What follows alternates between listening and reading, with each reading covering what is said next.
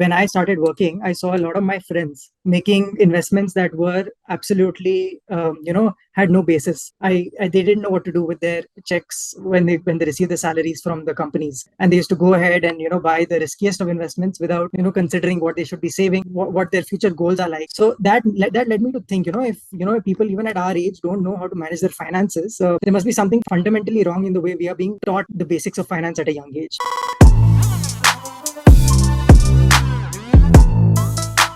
All right, so we have another guest with us today. We have Shiv Bidani, and he's the co-founder of Streak, which is a YC-backed startup. So thanks for being on this show, Shiv. Great to have you here. Thanks for having me, Ritvik. Awesome. Why don't we start the conversation with talking a little bit about Streak? What is your pitch to the investors? What kind of pitch do you have for your customers? How does that? Absolutely. So I'll give you a quick understanding of what Streak is. Streak is basically a neobank for children, and we partner with both parents and children in the process of making them more financially aware by giving them a prepaid card, which is linked to an application. So we've partnered with Yes Bank and Visa to issue these prepaid cards. The entire vision is that, if a child is able to get a first taste of finance at a very young age, they won't make mistakes like, let's say, making risky investments when they turn 22, when they start earning the first paycheck, or even, get into a debt trap. So we want to give the children a taste of finance right when they are, let's say, even 10 to 11 years old, so that by the time they come of age, start earning money on their own, they can make the right decisions. Yeah, awesome. So how did you identify this problem to solve, right? And were there any alternatives that you were considering before starting the startup? And if you did, then how did you went about zeroing down on this particular problem? Absolutely. So, when I started working, I saw a lot of my friends making investments that were absolutely, had no basis. They didn't know what to do with their checks when they received the salaries from the companies, and they used to go ahead and buy the riskiest of investments without considering what they should be saving, what their future goals are like. So that led me to think, if people even at our age don't know how to manage their finances, there must be something fundamentally wrong in the way we are being taught the basics of finance at a young age. So let's say even a 12, 13-year-old, doesn't really know much about money. Because even right now in India, it's thought of as a taboo to talk about money and things like that. So, that's what we wanted to change. Mithul and I, started off at the beginning, and then, we connected with the idea very well because we had worked on a startup before also in the final year of our college. And then, we said that, hey, this looks like a huge opportunity. So we jumped right in and got started on building for the children of the country. Awesome. So how did the first MVP look like? What so assumptions? The first MVP. Sorry, please go on. Sure. So the first MVP was just a basic payments app where we showed the transactions to the parents and the children, and let the child view their card details, the CVV and things like that. And we had created a small, a game for the children to keep them engaged within the application. So that's about it. It let the children on board. It let them complete their KYC in no time and get a card on the app. So that's about it. We didn't do much after we got the partnership with the bank, but after about 6-7 months we built an application with multiple features, things that help the children remain engaged, parents teach their child the basic of finance. And we just launched another version, so you can have a look at that also. Sure. So what kind of assumptions were you trying to test in the initial versions, and how did that go? So, it all boils down to certain metrics that, we were tracking. It boiled down to retention of certain features. It boiled down to retention of usage, and also, how it is being used. So we were trying to ensure that whatever we're building is being used by our users, at least, whatever our retention success metric was, that many number of times. So that is the way we were tracking the way our app was being used, so that over the time we could improve the metrics. And even, as they say, that PMF is a retention based metric, attain PMF. So that's the entire journey that we undertook and continue to. Cool. So how did you get the first set of users, right? And how was the distribution strategy then? How's it different now? Yeah. So the first set of users were, in fact, very, very handpicked. We were distributing the users. The app in the hands of a certain set of users only, to ensure that we get a mixed feedback on how we should improve the application. So we went door to door. We got users from our quiz that we conducted initially. So we had more than 3,000 children who participated in one of our financial quizzes that we conducted. And they were our initial users. We had a closed group of those users, and we took a lot of feedback into account, and we kept iterating over our product. So what kind of questions were you asking to these first set of users when you were, giving out the So product? we used to check what they're using it for, what they like about it, and what they don't like about it.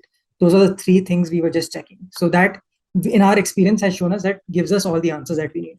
Because trying to do multiple analysis, multiple things at once, it doesn't work. You need to have a very set strategy as to how you have to consume the feedback and also act upon it. So acting upon one thing at a time is much easier than acting on, let's say, 100 things that Yeah. the users will.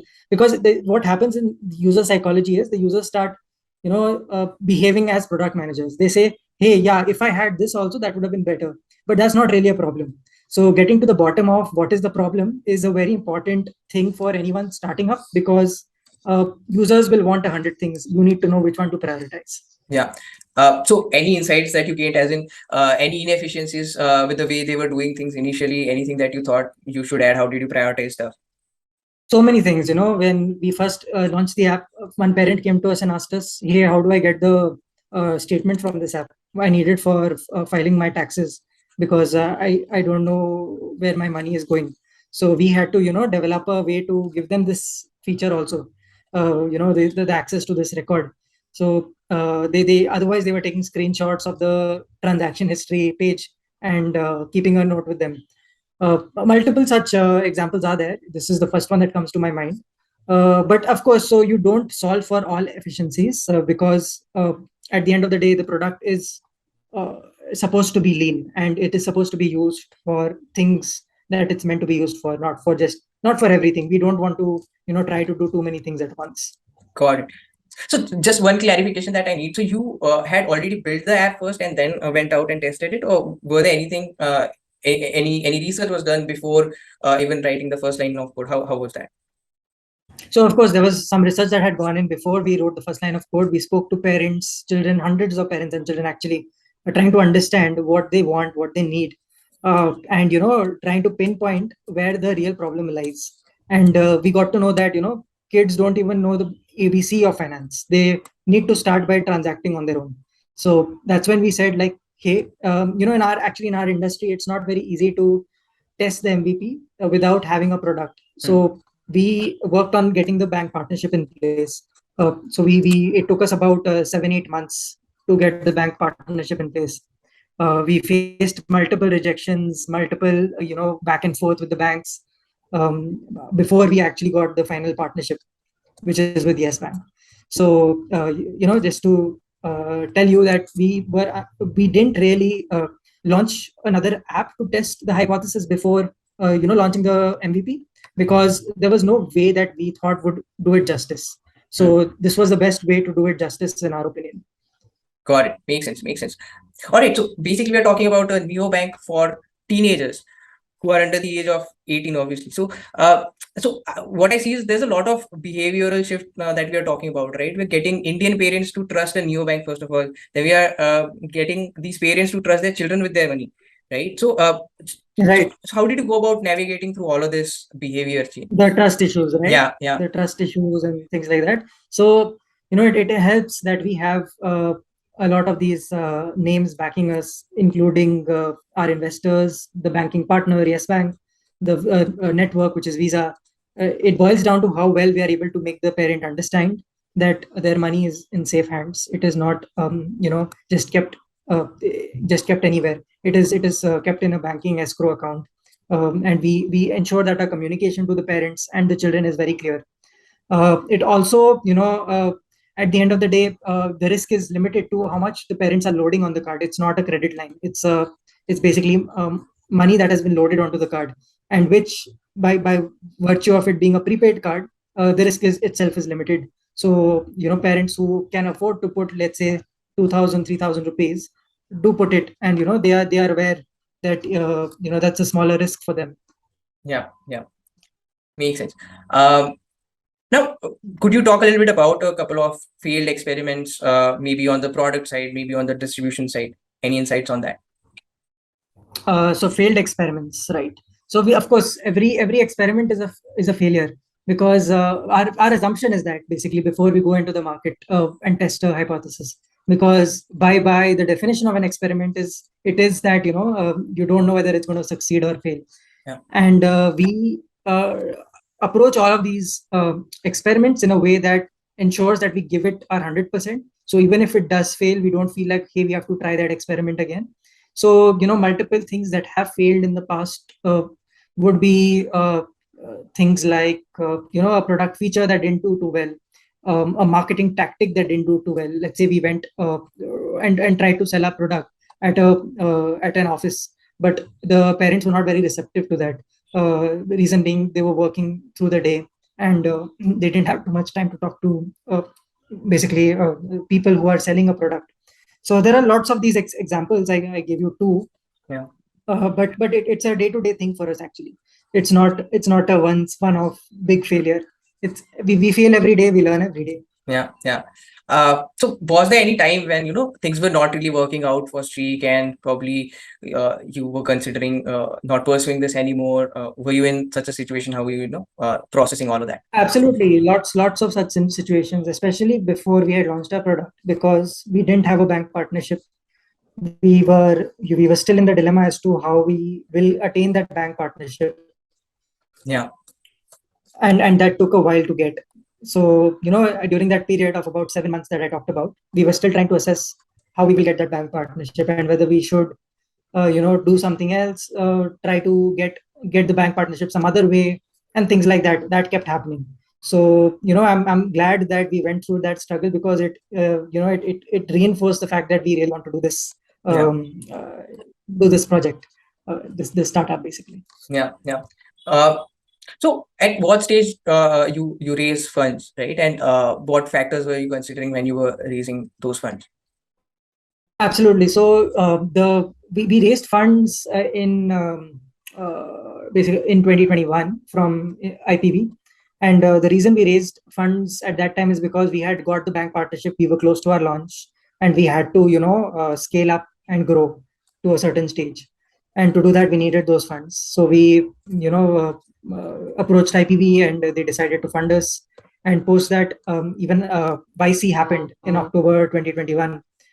So that was also a funding for us, and that also helped us to get where we are today.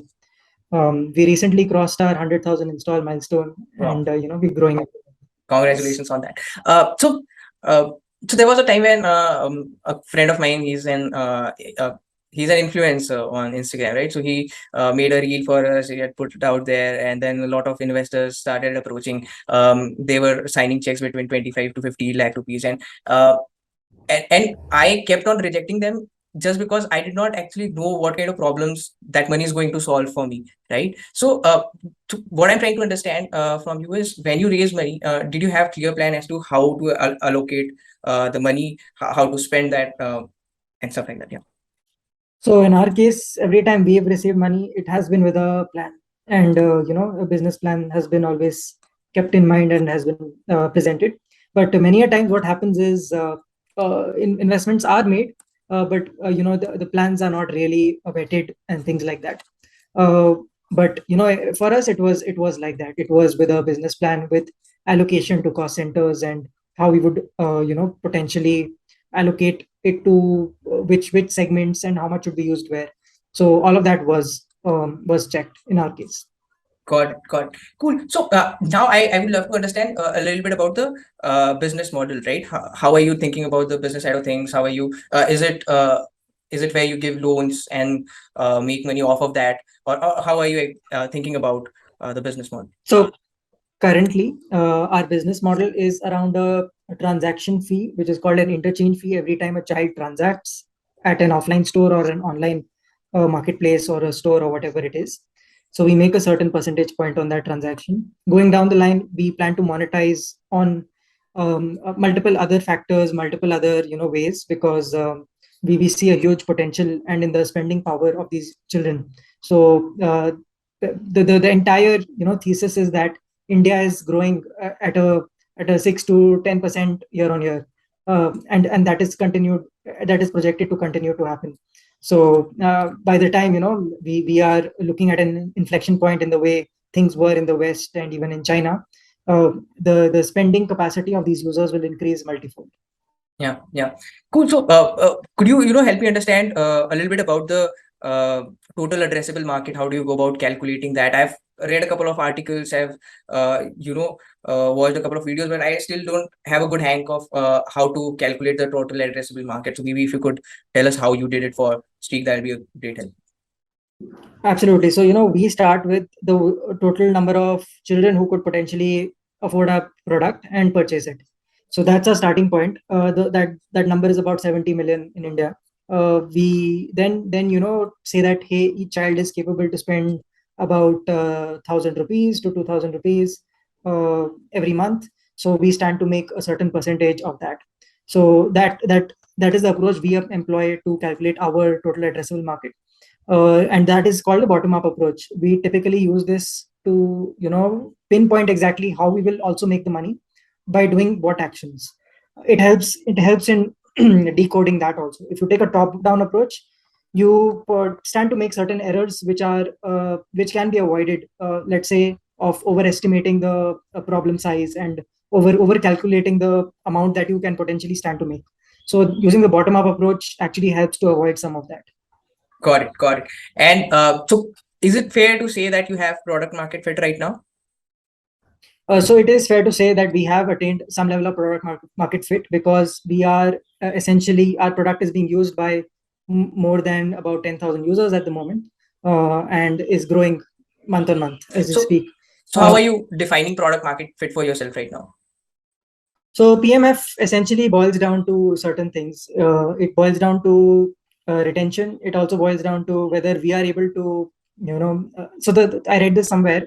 The if your customers are consuming your service faster than you can produce it, you can say that you have attained some level of PMF, and some of that does happen in our case also. Got it. Awesome.